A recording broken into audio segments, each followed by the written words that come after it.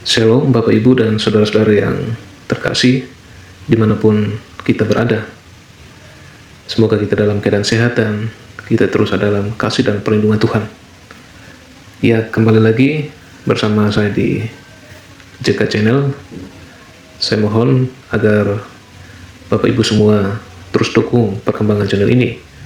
Karena ini channel baru, saya mohon bantuan dari Bapak Ibu semua dengan cara like, komen, dan subscribe, juga di-share ke teman-teman yang lain agar mereka juga diberkati lewat kesaksian yang ada di channel ini. Dan dalam kesempatan ini kita akan mendengarkan kesaksian dari seorang murtadin ketika dia pulang umroh dan memilih meninggalkan keyakinan lamanya dan percaya pada Yesus Kristus sebagai Tuhan dan Juru Selamatnya. Dan bagaimana kemudian ia meninggalkan keyakinan lamanya dan percaya kepada Kristus, dan apa yang terjadi ketika murtadin ini ikut umroh dan kemudian pulang ke Indonesia lalu memilih untuk murtad dan percaya pada Kristus. Ya, tanpa berlama-lama lagi, supaya tidak makin penasaran, mari kita sama-sama saksikan alasan kenapa dia percaya pada Kristus. Mari kita sama-sama saksikan cuplikan video berikut ini. Tuhan Yesus memberkati.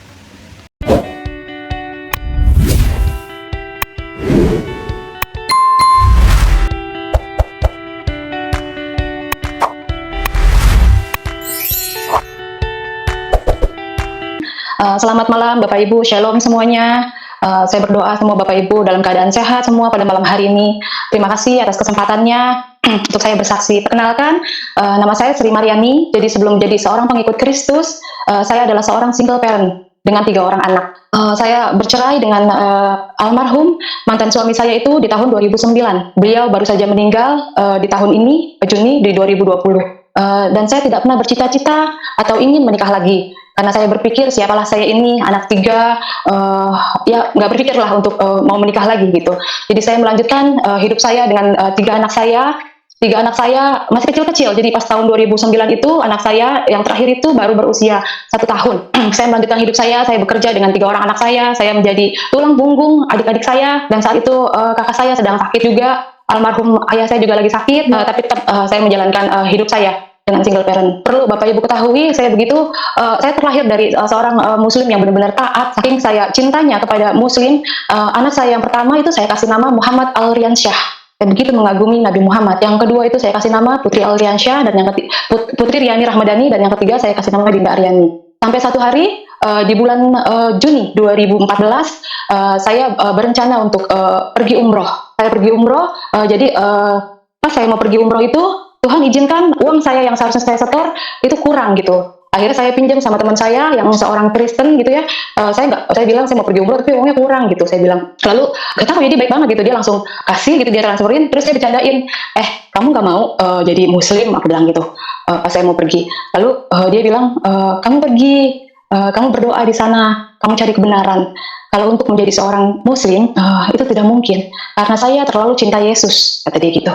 Lalu mungkin dia saat itu ngomong biasa aja nyampeinnya ke saya, tapi di hati saya itu kayak tertancap gitu. Tapi saya abaikan saja gitu loh. Jadi Juni itu saya tetap pergi umroh, sampai di sana di hari pertama biasa kita menjalankan rutinitas ibadah, hari kedua, hari ketiga, dan di hari yang keempat Bapak Ibu, saya itu hotelnya di Grand Zamzam. Grand Zamzam itu di Mekah, jadi dia itu connecting dengan Mekah, dengan Ka'bah. Jadi di kamar itu azan, suara pengumuman itu kedengeran di kamar saya. Jadi selesai saya melakukan tawaf, saya istirahat di kamar, saya senderan, lalu saya buka jendela sambil melihat orang-orang lagi tawaf. Lalu entah apa, saya juga nggak ngerti itu loh, kudus atau apa, saya nggak ngerti sama sekali. Tapi nggak kenceng, nggak kecil, tapi jelas.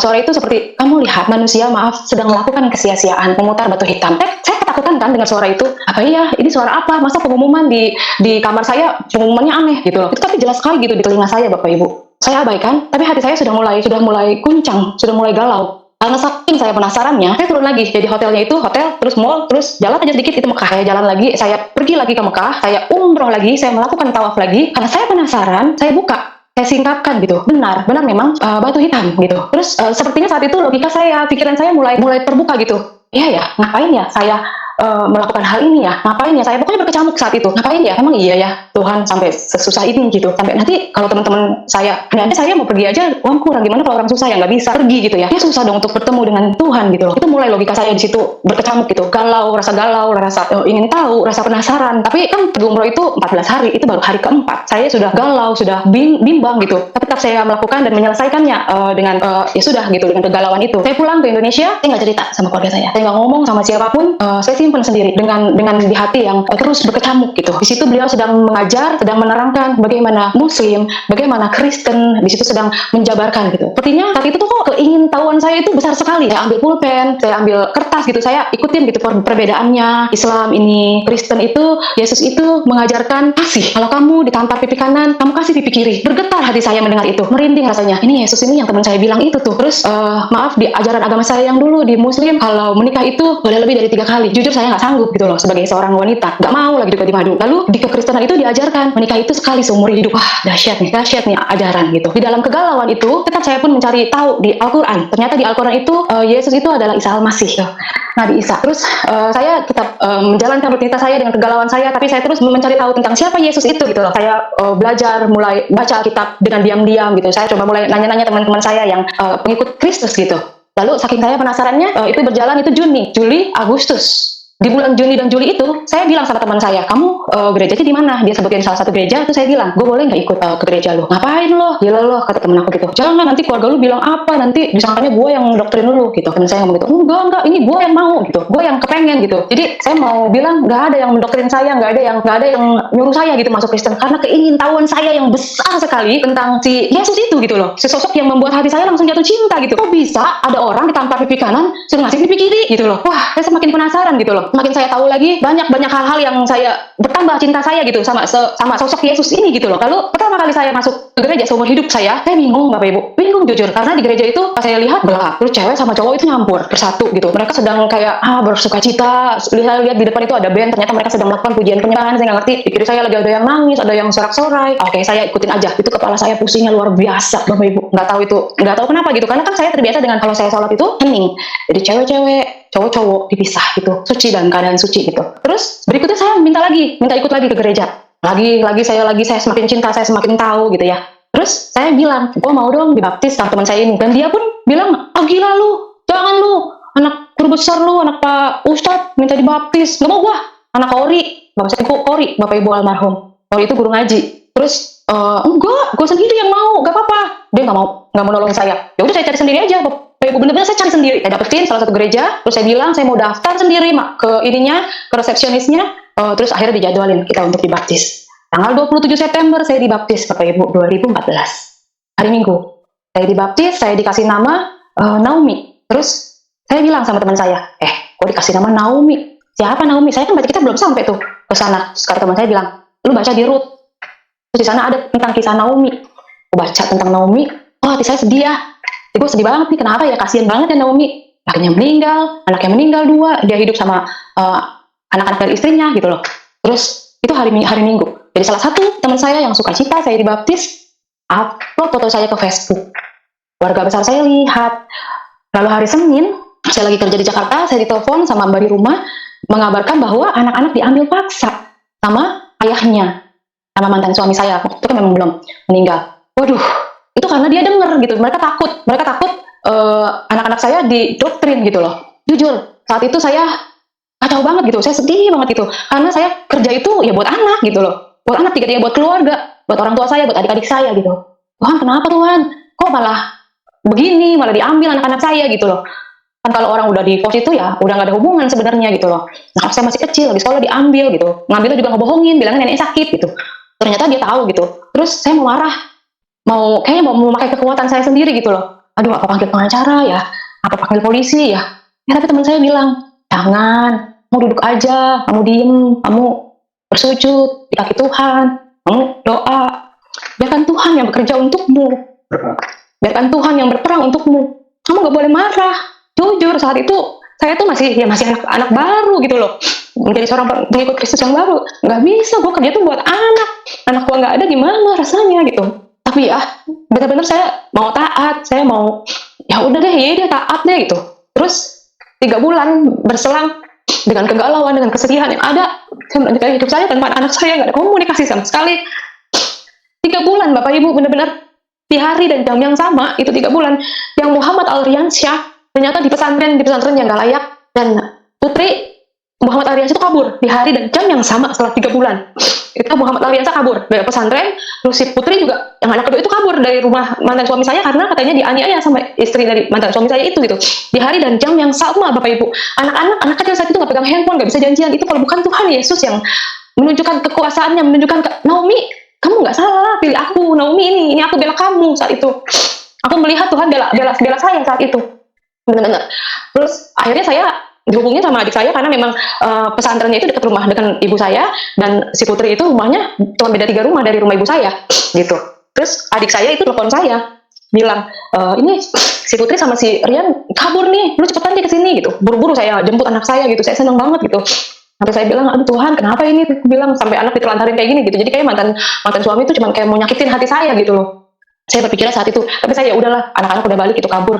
Akhirnya saya melanjutkan hidup saya didik anak-anak saya, benar-benar kita dia ikut saya ibadah, anak-anak saya tiga-tiganya. Lalu banyak pencobaan, lalu keluarga besar saya pun tahu saya dicoret dari daftar warisan, saya dicari-cari mau dibunuh, sampai saya ketakutan. Di Facebook itu saya diancam. Tapi tetap saya mau taat. Akhirnya saya ya tetap mau taat. Pokoknya Tuhan beri saya kekuatan untuk terus menjadi pengikutmu gitu. Karena nggak ada sedikit pun yang saya lihat dari ajarannya, dari ajaran Kristus untuk membenci saudara kita gitu loh. Saat saya dizolimi seperti itu, saya baca lagi Tuhan bilang, ampuni. Kamu harus mengampuni 70 kali 7. Kamu harus mengampuni saudaramu yang menyakitimu. 70 kali 7 itu banyak sekali. Jadi nggak ada kesempatan buat saya marah gitu.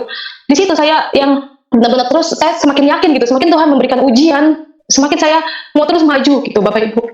Terus dengan berjalannya waktu saya kerja ke Bali, sampai satu titik almarhum ayah saya meninggal. Saya ditelepon sama adik saya, dikabarin, lalu saya pergi, saya pulang, saya cari pesawat yang benar-benar penerbangan pertama. Sampai saya di Jakarta, saya ditelepon sama ibu saya, Neng, maaf, nggak bisa, Neng kesini nggak bisa, nggak boleh, kita udah berembuk, keluarga besar udah memutuskan, Neng Yani nggak boleh datang ke sini untuk melihat yang terakhir kali wajah Baba gitu. Saya orang Betawi jadi manggilnya Baba.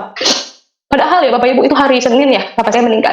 Hari Minggunya itu Bapak saya itu telepon gitu. Nggak tahu, kalau saya tahu mungkin saya pulang saat itu, saya nggak tahu. Dia telepon, dia bilang, Neng, terima kasih untuk semuanya, Bapak minta apa aja Neng kasih. Terima kasih buat semuanya, udah ngurusin Baba sampai sekarang. Dia bilang, maafin Baba banyak ngerepotin Neng. Dia bilang, kenapa Baba ngomong kayak gitu? Saya nggak tahu tuh Bapak Ibu, Bapak saya sebenarnya mau meninggal. Saya pulang dari gereja itu hari Senin, maka saya telepon, dan katanya teleponnya juga ngumpet-ngumpet dari ibu saya. Saya bilang, ya udah Bu, kalau Yani nggak boleh lihat Baba untuk yang terakhir kalinya, gak apa-apa. Tapi urusin di hari yang terakhir ya Baba, kasih yang terbaik. Urusin pemakaman Baba, betul-betul yang terbaik. Apa yang ikhlas, saya nggak ngeliat wajah Baba untuk yang terakhir kalinya. Saya nggak bisa marah Bapak Ibu saat itu, benar-benar saya nggak bisa marah. Tuhan kasih kekuatan buat saya untuk terus mengasihi mereka. Kalau saya pakai kedagingan saya salah apa? Untuk melihat wajah Bapak saya yang terakhir kali, masa saya nggak boleh gitu. Saya bilang, ya udah, akhirnya saya transfer uang, karena kan dulu saya terlempung ke keluarga ya Bapak Ibu. Saya transfer uang untuk pemakaman Baba, kertas 5. Tapi saya tetap nggak boleh datang. Ya udah, saya tetap berdoa, saya pulang ke rumah saya istirahat, saya berdoa. Udah, terus saya tetap melanjutkan hidup saya tetap bergereja, saya tetap melakukan ibadah saya, sambil bekerja, sambil ngurus anak-anak saya fokus, saya kerja juga di Bali. Tiba-tiba saya terima telepon lagi dari mbak di rumah. Jadi kalau saya di Bali itu anak-anak saya tinggal di rumah, anak saya tiga-tiganya diambil paksa lagi sama mantan suami saya, dan itu sampai detik ini. Jadi saya pikir benar-benar diambil paksa, mereka sampai katanya disyariatin, dikasih air biar mereka lupa sama mamahnya. Karena saat itu telepon, Mama, Dina mau pulang, Dina nggak mau di sini gitu. Sampai saya juga bingung gitu loh, kenapa kok ini dikasih lagi ya Tuhan ya gitu.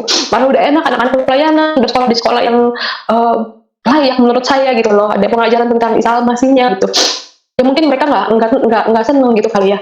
Terus ya udah, saya nggak bisa marah dan nggak bisa berbuat apa-apa gitu loh Bapak Ibu. Terus Saya pikir kan almarhum ini baru meninggal kemarin ya, Juni 2020. Oh, ayahnya udah meninggal, anak-anak bisa nih ya balik gitu. Saya pikir seperti itu. Tapi lagi Tuhan mengizinkan pencobaan ini ada gitu untuk saya. Jadi ibu kandung saya sendiri yang bilang kalau ayahnya meninggal, jangan harap anak-anak bisa balik ke kamu, kata ibu saya gitu. Itu yang menyampaikan mantan istrinya untuk saya ketemu untuk merayakan hari ulang tahun anak saya Muhammad Alriansyah. Itu pun saya datang cuma 5 menit ke pesantrennya.